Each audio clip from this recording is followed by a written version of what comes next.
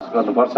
म यहाँ सबैजनालाई त्यो भन्न चाहन्छु। तपाईहरुले मेरो घरमा भोट माग्न आएन भन्ने होइन। अब तपाई आफैले हर्क साम्पाङको पार्टी श्रम संस्कृतिलाई त्यो तपाईको पार्टी हो फेरि हैन, त्यसलाई चाहिँ भोट माग्नको लागि तपाई आफै लाग्नु।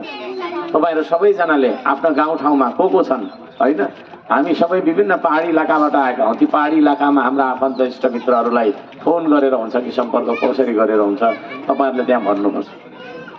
नेपालै भरिबाट हाम्रो उम्मेदवारलाई जिताइदिनु पर्छ नेपाली जनताले।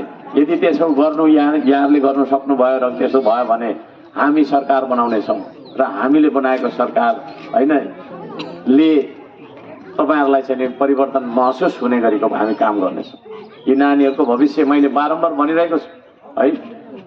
बाटो बनाउने मात्रै विकास भन्न मिल्दैन, बाटो पनि बनाउनु पर्छ, तर सबैभन्दा पहिला चाहिँ हाम्रो आर्थिक विकास हुनुपर्छ। त्यो बाटो बनाएर बाटोमा गाडी किनेर गाडी गुडाउन सक्ने आर्थिक अवस्थामा हामी पुग्नुपर्छ है। हाम्रो आर्थिक अवस्था चाहिँ के छ? केही पनि छैन, हामीसँग पैसा छैन। पैसा नभएकै कारणले गर्दाखेरि प्रत्येक घरबाट एकजना मान्छे परदेश गएको छ।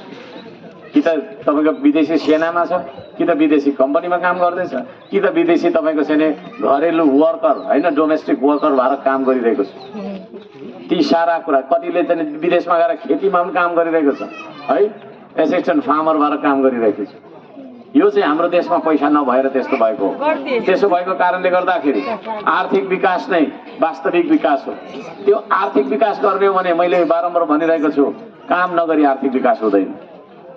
हाम्रो परदेशी तपाईको चाहिँ दाजुभाइ दिदीबहिनीहरूले विदेशमा हात बाँधेर मोबाइल कोटाएर गफ गरेर हामीलाई पैसा पठाइदिने होइन, दिन रात काम गरेर पैसा पठाइदिएको हो है। त्यो काम हाम्रै देशमा गर्दाखेरि के हुन्थ्यो भन्दाखेरि यो देशमा चाहिँ काम गर्दाखेरि सानो भइहाल्ने, कामै नपाउने, कामै नहुने, काम गर्नु नहुने, बरु दिनभरि क्यारम बोर्ड खेलौँ, घुम्नु जाउँ, कतै दिनभरि बरु सुतौँ है, रमाइलो गरौँ, आरामले बसौँ भन्ने किसिमको चाहिँ नेपाल भएको कारणले गर्दाखेरि नेपालमा आर्थिक विकास भएन है। त्यसले गर्दाखेरि हाम्रो गोजीमा यदि पैसा होस्, हाम्रो ब्याङ्क एकाउन्टमा पैसा होस्, हरेक व्यक्तिको ब्याङ्क एकाउन्टमा पैसा होस्, हरेक परिवारको ब्याङ्क एकाउन्टमा पैसा होस्, पैसा तपाईको छैन त्यो खालको अभाव नहोस् भन्ने यदि लाग्छ भने हामीले काम गर्नुपर्छ है। त्यो काम गर्ने मेलो निकाल्दिन्छौँ हामी। म तपाईहरुलाई त्यो भन्न चाहन्छु। त्यसका लागि तपाईहरुले हामीलाई विश्वास गरेर यसपालि चुनाव चिन्ह अन्जुलीको माटोमा भोट हाल्नु। हामी भ्रष्टाचार गर्दैनौँ, भ्रष्टाचारीलाई छोड्दैनौँ। यी पनि कुराहरू छन्। यहाँहरू सबैजनालाई म त्यो भन्न चाहन्छु। धेरै कुरा राख्न चाहन्छु, राख्नै पर्दा त थुप्रो कुरा राख्न सक्छु, तर धेरै कुरा राख्नु पर्दैन। बुझ्नेलाई इशारा काफी छ, नबुझ्नेलाई जिन्दगी भारी छ। बुझ्नेलाई के छ? इशारा काफी छ हैन। यसो गरेर गर्दा बुझिहाल्छ।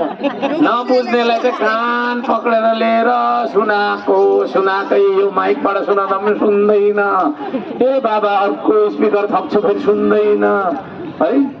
15 वर्ष पढाउँदा पनि सुन्दैन, बुझ्दैन। नबुझ्नेलाई जिन्दगी भारी छ। त्यसले गर्दाखेरि इशारा काफी हुनुपर्छ हाम्रो यतिखेरको जमाना। त्यसले गर्दाखेरि म त्यो भन्न चाहन्छु, बुझ्नेलाई इशारा काफी छ है। म सँगसँगै तपाईको छैन यहाँ 25 जना अरू पनि हामी 26 जना उम्मेदवार आएका छौँ। ए सबैले म काम गर्छु भन्छ है, भन्नु त भन्छ नि, गर्छ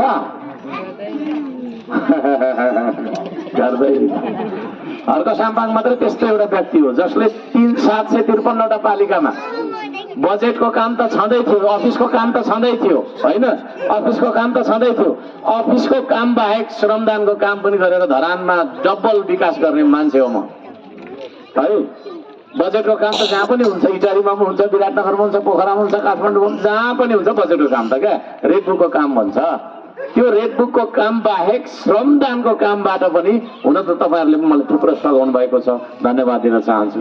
श्रमदानको कामबाट पनि विकास गरेर डबल दोहोरो विकास गर्ने, यो बाटोमा पनि विकास गरेको छ, यो बाटोमा पनि विकास गरेको छ। यस्तो विकास गर्ने मान्छे हौ हामी।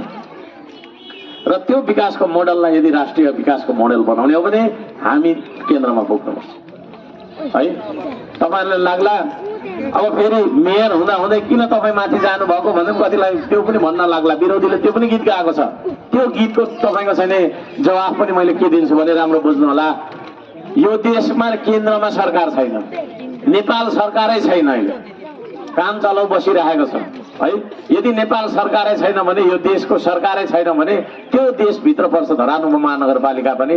त्यसो भएको कारणले गर्दाखेरि देशै रहेन भने धरान मात्रै रहन्छ भोलि? रहन्छ भोलि? देश लान आँटिसक्यो विदेशीले, देखिराख्नु भएको होला होइन? यो देशहरूले लैजाओस्, हाम्रो केटाकेटीहरूले लैजाओस्, हाम्रो खेतबारीहरूले लैजाओस्, हाम्रो हाम्रो हाम्रो हाम्रो घर अरूले लैजाओस्, हाम्रो परिवार अरूले लैजाओस्। यदि नलैजाओस् भने हाम्रो देश पनि त अरूले लानु हुँदैन होला नि त? हुन्छ? यदि यो देश बचाइराख्नु हो भने श्रम संस्कृतिको चुनाव चिन्ह माटोमा भोट हाल्नु। अब होइन भने चाहिँ मेरो फेरि भन्नु केही छैन। तपाईँहरूलाई देश चाहिएको छ छैन? यदि हामी सबैलाई देश चाहिएको छ भने श्रम संस्कृतिले मात्रै यो देशको रक्षा गर्न सक्छ। त्यसको प्रमाण 1000 वटा छ। म त्यो सबै प्रमाण देखाइराख्न चाहन्न। बुझ्नेलाई इसारा काफी छ, नबुझ्नेलाई जिन्दगी भारी। एकचोटि भनौँ त, बुझ्नेलाई इसारा काफी छ भनौँ त, नबुझ्नेलाई जिन्दगी भारी छ। पल्लापल्ले चाहिँ नभनेको जस्तो लाग्यो। नबुझ्नेलाई जिन्दगी भारी छ भन्नु त बहिनीहरूले पनि हो। त्यो हो। मैले यति मात्रै भन्न चाहेँ। यहाँहरू सबैबाट हामी अब बिदा हुन्छौँ। 2वटा चुनाव चिन्ह, 2वटा मतपत्र रहेको छ। एउटा मतपत्र छ प्रत्यक्षको, यता हेर्नु है राम्रोसँग, पछि फेरि कता हो के हो भइहाल्ला नि। एउटा छ प्रत्यक्षको मतपत्र, अर्को छ समानुपातिको। प्रत्यक्षको मतपत्रमा तलबाट हेर्ने, मास्तिरबाट हेर्दाखेरि देश बिगार्ने पार्टीहरूको चिन्ह देखिन्छ। कोही देश बिगार्ने, कोही देश भत्काउने, कोही देश जलाउने, कोही जेन्जीलाई मार्ने होइन, कोही मर्नलाई पठाउनेहरूको चाहिँ तपाईँको चुनाव चिन्ह माथि देखिन्छ भने तलबाट हेर्नु, तलबाट है, तलबाट हेर्नु। त्यो सुईदेखि मास्तिर 1 कि 2 स्टेप माथि छ अन्जुलीको माटो, त्यो हो देश बचाउने पार्टी। त्यो हो देश बचाउने, तपाईँहरूको नानीको भविष्य सुनिश्चित गर्ने पार्टी। त्यसलाई भोट हाल्नु होला। हुन्छ? त्यस पछाडि अर्को छ त्यो यो समानुपातिको। यो समानुपातिकोमा पनि माथितिर नहेर्नु, फेरि त्यही तपाईँको चाहिँ गुहरू देखिन्छ र तलबाट हेर्नु। यो मोबाइलदेखि यहाँ तल, मोबाइलदेखि माथि 4 स्टेप माथि छ अन्जुलीको माटो। चुनाव चिन्ह अन्जुलीमा राखेको माटो खोज्नु, त्यति चाहिँ तपाईँले दुःख गर्नु होइन। देश बनाउने कुरा छ। त्यसको कारणले त्यसमा तपाईँले भोट हाल्नु होला र 2टा बाकस हुन्छ, फाल्टो फाल्टो तपाईँहरूले भोट हाल्नुपर्छ। त्यति गरिदिनु भयो भने यो देश बनाउने जिम्मा श्रम संस्कृतिले लिन्छ, हर्क साम्पाङले लिन्छ है।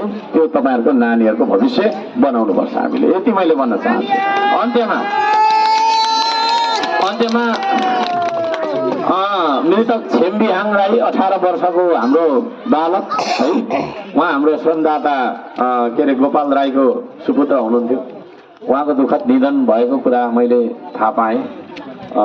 अत्यन्त हामी दुःखी छौँ, मर्माहित छौँ। मान्छेको जुनी जन्मदाखेरि मृत्यु लिएर आएका हुन्छौँ हामी है।